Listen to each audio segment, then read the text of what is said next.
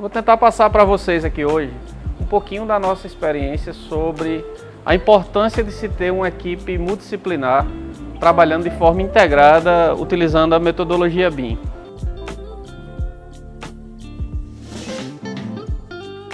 Quem quiser conhecer um pouquinho mais sobre a nossa empresa, como o Arnaldo já falou aí, eu sou sócio da Bloco Construções, Liana também é minha sócia que está aqui. E nesse QR Code aqui vocês podem acessar lá o nosso site, certo? Então, sem estender mais aí em relação à apresentação, vou começar. O primeiro ponto, pessoal, é que a forma usual de projeto hoje em dia é que cada disciplina trabalha dentro de um silo.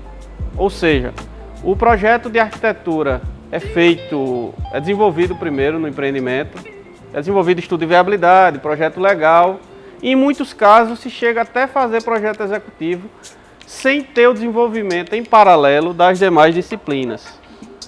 E isso aí acaba acarretando vários problemas durante o processo de desenvolvimento do empreendimento. A gente tem visto aí muitos empreendimentos, não só aqui na Paraíba, mas no Brasil inteiro, como a gente tem conversado com pessoas de vários estados, que as obras começam sem todos os projetos prontos ainda. Então começam muitas vezes apenas com um projeto legal de arquitetura e com algumas pranchas de estrutura. Então a partir do desenvolvimento do empreendimento é que o resto dos projetos, o resto das pranchas da estrutura vão sendo entregues. Então isso aí pode acarretar vários problemas, como falta de informação, incompatibilidade, a impossibilidade de se gerar um orçamento detalhado da obra antes daquela obra começar, entre outros problemas. Então o que é que a gente vem propor aqui como cenário ideal? Depois a gente vai apresentar para vocês o cenário real.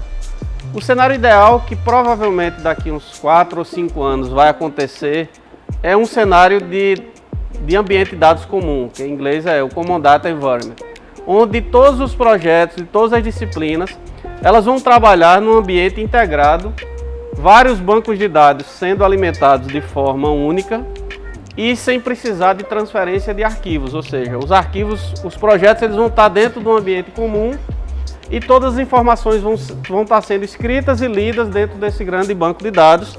A partir disso o projeto vai funcionar de forma 100% simultânea, então qualquer modificação que a arquitetura fizer já vai espelhar naquele banco de dados integrado, ou estrutura, instalações. Aqueles dados já vão poder ser consumidos por quem está desenvolvendo o orçamento e assim por diante.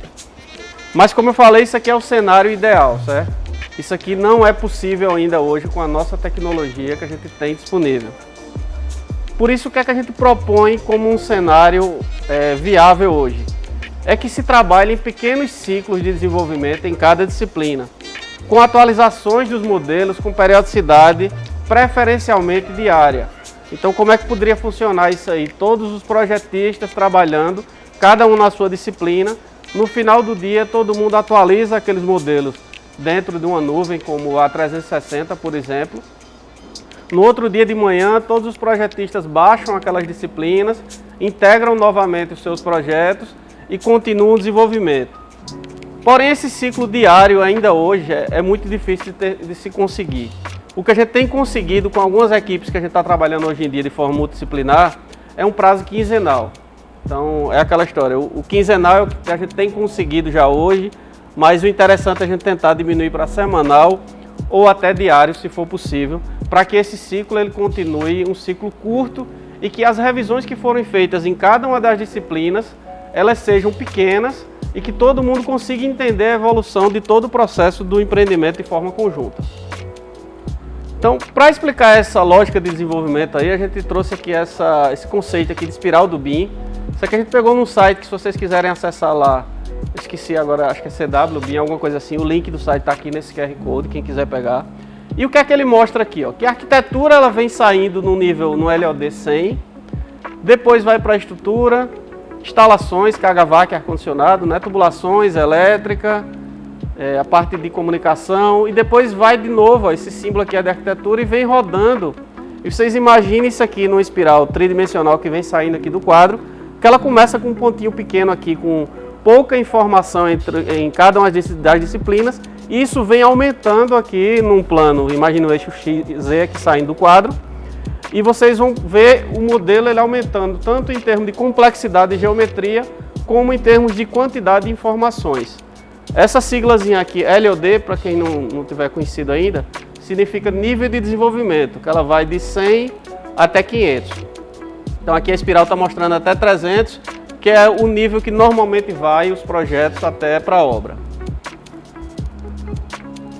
Então aqui exemplificando de forma mais prática para vocês aí, como é que ficaria essas pequenas entregas, né? Então, por exemplo, a estrutura. A primeira entrega poderia ser a definição do sistema construtivo. A segunda, uma pré-forma em qualquer modelador. Aqui a gente colocou o Revit porque ele tem uma integração muito boa com o TQS, que é o software mais utilizado hoje de estrutura. Mas aí poderia ser também um IFC colocado dentro de um ArchiCAD, por exemplo. Então, a terceira entrega, geometria final dos elementos estruturais depois de ter sido feita uma compatibilização, né?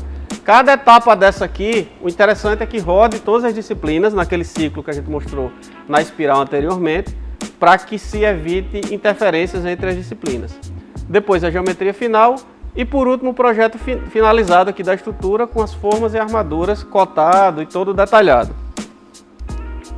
Instalações elétricas. A primeira entrega aqui poderia ser marcação de pontos, a segunda definição de circuitos, a terceira caminhamento dos eletrodutos, a quarta o projeto finalizado já com fiações, quadros, diagramas, etc.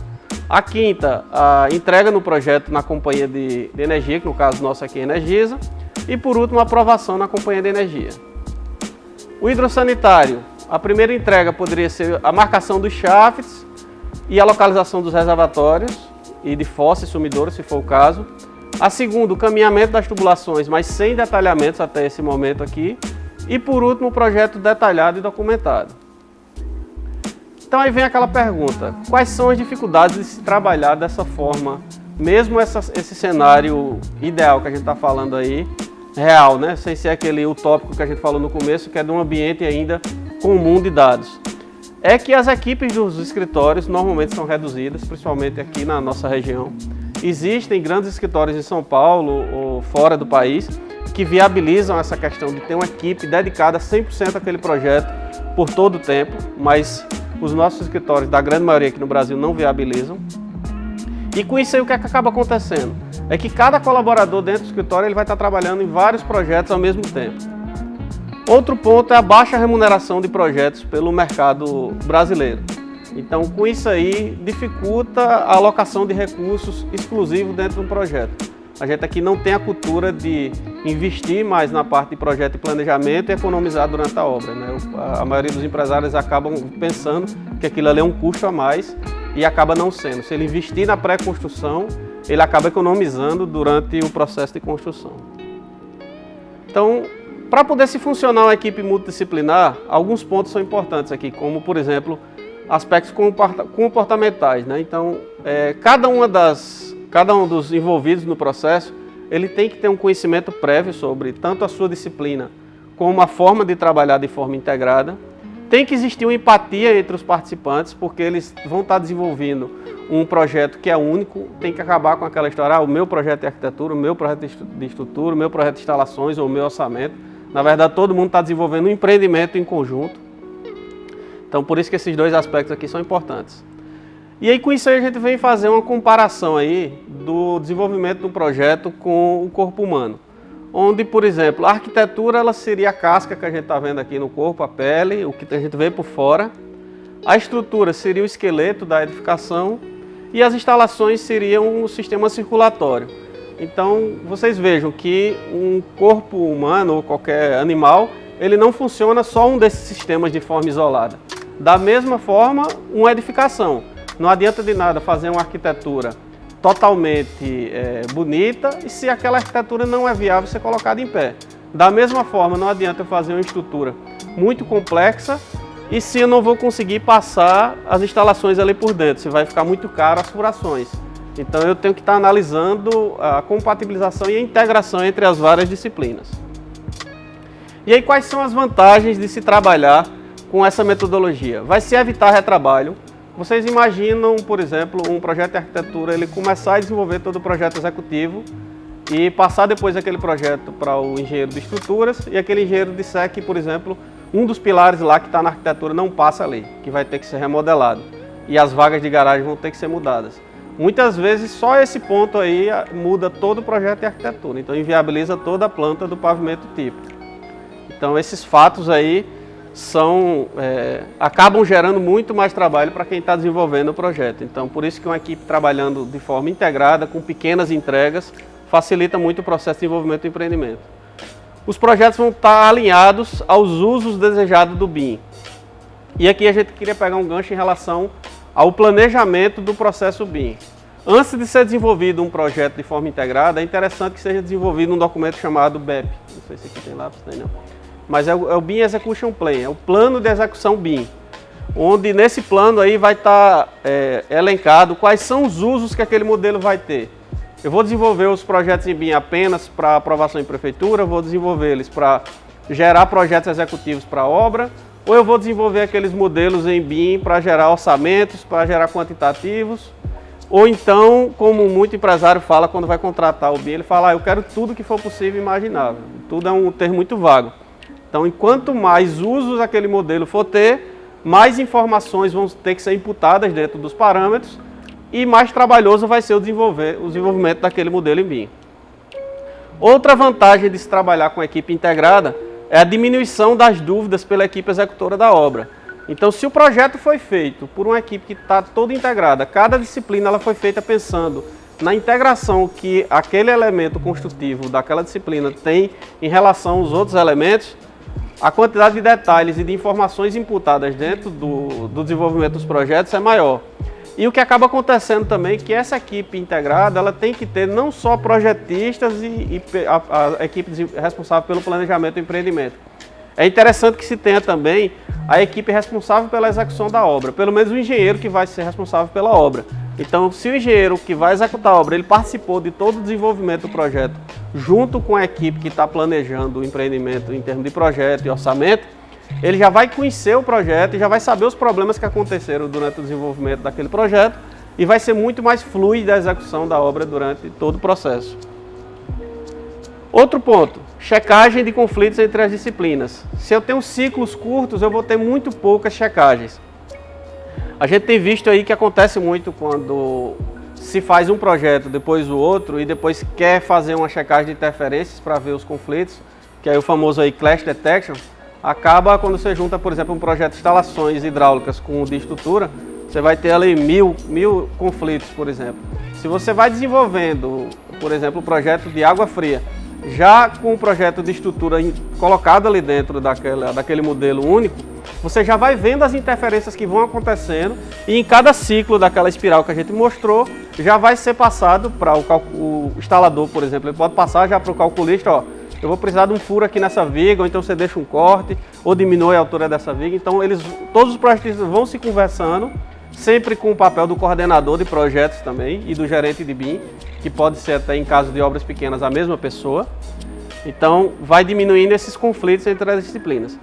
E por último também a compreensão do projeto por todos os projetistas. Aí como nada na vida é perfeito, sempre tem alguma desvantagem, né? Então, como é que funciona essa questão do IPD? É você contratar toda a equipe de forma integrada. A empresa, a construtora incorporadora, ela pode fazer um contrato com ele com arquitetura, ela instalações, ele orçamento e ele arquitetura, por exemplo. Então, existem os contratos isolados, mas também existe um contrato de aliança entre todos os integrantes, onde todos eles vão ser responsáveis pelos riscos do negócio e também vão receber em cima dos resultados. Então, enquanto maior o resultado do empreendimento, melhor vai ser a remuneração de cada um dos atores, baseado no valor que foi contratado cada um daqueles projetos. E com isso aí, o que é que acaba acontecendo? É que vocês imaginem uma situação onde a gente está dentro do mar, com um barco, se o contrato foi feito de forma isolada e cada projetista vai entregar o projeto à construtora e depois, quando começar a obra, a construtora é que é responsável por todos os riscos, ou seja, ela que vai ter resultados ou prejuízo durante a obra, os projetistas eles se eximem de todo o risco. Então, se vocês estão num barco lá, que se ele furou, tá só o construtor lá dentro do mar, só ele que vai tirar água de dentro daquele barco. Se você botou todo mundo dentro do barco lá no meio do mar, se ele furou, todo mundo vai pegar seu baldezinho e vai tirar água de dentro. Então, dessa forma aqui, o que se propõe é que uma parte da remuneração seja paga no desenvolvimento dos projetos e planejamentos e que outra parte seja paga no resultado do empreendimento, fazendo com que a equipe que desenvolva aquele projeto e planejamento, ele tenha um engajamento muito maior em todo o processo de desenvolvimento e que compartilhe as tomadas de decisão durante o processo tanto de desenvolvimento como de execução. Tem muita gente que fala que não adianta de nada desenvolver um projeto muito detalhado, com todas as informações de planejamento, e se durante a execução da obra a construtora não vai seguir nada daquilo que foi planejado. Essa forma de contratação aqui é uma das soluções, porque toda a equipe que desenvolveu o projeto de planejamento ela vai participar durante o empreendimento. Então você já tem aplicado isso, assim, tem funcionado para os projetistas, tem uma aceitação, porque normalmente essa questão do acompanhamento do projeto fica muito mais a cargo do profissional, né, por querer acompanhar, porque realmente ele entrega um projeto e fiz a minha parte. Com os projetistas ainda não, mas o que a gente já tem feito, a nossa empresa é uma gerenciadora, então a gente já tem participado de projetos que a gente entra como resultado. Então isso aí o incorporador e a nossa construtora que a gente entra gerenciando o empreendimento, a gente participa 100% do resultado. Então já funciona, vamos dizer assim, é uma parte disso aí. A gente não conseguiu ainda convencer os nossos sócios investidores a migrar para essa modalidade de contrato, onde traga, e até porque assim, as obras que eu estou executando hoje são obras muito pequenas. Então até para os parceiros projetistas, se a gente fosse pagar só uma parte no começo e deixar o resto para o final, para o resultado do empreendimento, ia ficar um valor muito pequeno para ele receber num horizonte muito longo e complicaria isso aí. Mas eu vejo que essa é a melhor solução para se contratar, porque agora, claro, não só o construtor, os projetistas também têm que mudar o mindset, eles também têm que entender que eles vão receber uma parte no começo e que eles vão ter uma responsabilidade muito maior durante todo o desenvolvimento do empreendimento para que a obra, o produto, o empreendimento, ele tenha um resultado melhor, que esse é o objetivo de todo mundo, né? Então, lá naquele manual ele mostra também as fases aqui, o que em cada uma das etapas devem ser entregues. Esse mapeamento de processo ele está no anexo 1 da coletânea lá. Então, se vocês quiserem ver todos esses fluxos de processo, eles vão estar lá nessa coletânea da BDI. E aqui tem um quadro que também está lá nessa coletânea, que você vai listar aqui, ó. Tá pequenininho o texto, mas o importante é mostrar para vocês que aqui vai ser listado todos os profissionais envolvidos. Então, por exemplo, dentro da arquitetura pode ter o arquiteto que vai desenvolver o projeto em si, o arquiteto de interiores, o arquiteto de paisagismo, o responsável por light design, engenheiro estrutural, engenheiro de fundações, engenheiro de instalações, orçamentista, responsável pelo planejamento. Então, o interessante é listar todas as funções de projeto e é muito importante que essa equipe aqui ela comece o mais cedo possível. Por mais que o arquiteto é o profissional que entra primeiro no projeto, porque ele que vai dar subsídios para a construtora incorporadora fazer o estudo de viabilidade, mas eu vejo que logo depois do estudo de viabilidade, o correto é que a empresa ela contrate todo o rol desse de profissionais, para que mesmo que a grande maioria dos profissionais no início, no projeto legal, eles não atuem ainda fazendo entregáveis diretos, eles já atuem como consultores do arquiteto, para que a arquitetura ela nasça desde aquele início, já com todos os parâmetros que vão ser necessários para todas as disciplinas. Então, aqui está listando alguns procedimentos para a colaboração, né? Utilização de arquivos IFC, e tem alguns detalhes aqui como unidades de projeto. Essa parte aqui ele vai fazer, ele vai integrar lá o plano do projeto. Então, está mostrando aqui, por exemplo, nomenclatura das edificações, nomenclatura dos arquivos. Então, esse planejamento prévio aqui é muito importante para que todo mundo conheça o que vai estar envolvido em cada um dos arquivos de cada uma das disciplinas. E aí um dos pontos que tem lá naquela tabela anterior é como é que vão ser divididos os modelos. Então, por exemplo, eu posso ter um arquivo aqui só do pavimento tipo, um arquivo da parte do coroamento da edificação e outro do embasamento. Se eu tiver projetos muito grandes trabalhando com a metodologia BIM, é impossível para computadores normais você ter aquele arquivo inteiro dentro do projeto inteiro, quer dizer, dentro de um arquivo único. Então, lá no planejamento inicial da edificação, é interessante que se analise já como é que vai se segmentar esses modelos e depois como é que vai se juntar esses modelos dentro do modelo federado, que é onde você junta as várias disciplinas. Bem, pessoal, era isso aí que a gente tinha para apresentar. E aí vou deixar para vocês aqui esse link do nosso e-book. A gente tem um curso aí que explica sobre como desenvolver um orçamento a partir extraindo quantitativos do Revit e jogando depois esse orçamento dentro do Ciege. Aí está o QR Code aí com um cupom de desconto aí para vocês de 50%. É um curso bem baratinho, quem tiver interesse em conhecer, Só clicar lá nesse QR Code e vocês podem baixar. E é isso.